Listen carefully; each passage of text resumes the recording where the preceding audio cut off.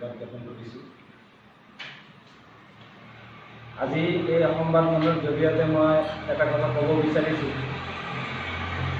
যি NRCৰ প্ৰক্ৰিয়া 1971 চনৰ 25 মাৰ্চ ইস্যুত যি NRCৰ প্ৰদানৰ যি প্ৰক্ৰিয়া চলাইছে অসম চৰকাৰে, সেই প্ৰক্ৰিয়াত আমি সদবিডিচি সংখ্যালঘু ছাত্ৰ সন্থা তথা বিভিন্ন দল সংগঠনে আমি আঁকোৱালি লৈছোঁ।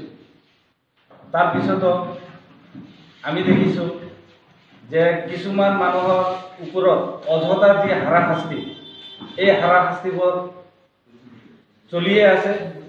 আৰু আমি বাৰম্বাৰ যি NRCৰ নামত যি ময়মতালি, যি উদ্ভণ্ডালি, যি দুৰ্নীতি চলি আছে, সেই দুৰ্নীতিৰ ওপৰত আমি সদবিডিচি সংখ্যালঘু ছাত্ৰ সন্থা আৰু বিভিন্ন দল সংগঠনে আমি বহুত প্ৰতিবাদ কৰিছোঁ, বিভিন্ন সময়ত আমি প্ৰতিবাদ কৰিছোঁ।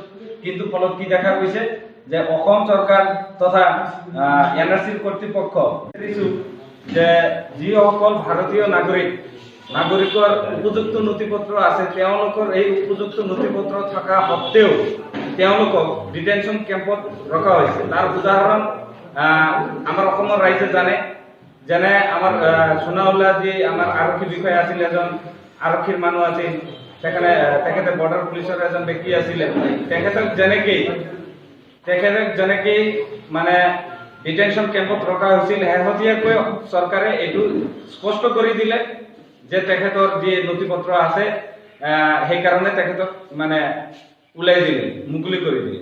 গতিকে তেনেকুৱা সোণাউল্লা চাহাবৰ দৰে বহুত মানুহ এনেকুৱা ডিটেনশ্যন কেম্পত আবদ্ধ হৈ আছে, যিসকলৰ উপযুক্ত ভাৰতীয় নথিপত্ৰ থকা সত্ত্বেও তেওঁলোকক সন্দেহযুক্ত মানে বাংলাদেশী বুলি তেওঁলোকক আবদ্ধ কৰি ৰখা হৈছে। গতিকে চৰকাৰৰ যি এটা পলিচি, সেই পলিচিত আমি ভাবিছিলোঁ যে এটা নিকা যি NRC আৰু শুদ্ধ NRC যি আমি পাম, আমি অসমৰ মানুহ যি আশা কৰিছিলোঁ, সেই বিষয়ত আমি দেখিছোঁ যে বহুত ধৰণৰ ইয়াতে মানে ষড়যন্ত্ৰ চলি আছে। আৰু কিছুমান ৰাজনৈতিকভাৱে কূটকৌশল কৰি এই NRCৰ নামত যি ভুৱা আপত্তি দাখিল কৰিছে, সেই NRCৰ নামত ভুৱা আপত্তি কৰা লোকসকলে মানে যেতিয়া আপত্তিৰ শুনানি হয়, তেতিয়া সেইসকল আপত্তিকাৰীয়ে তাতে উপস্থিত নাথাকে।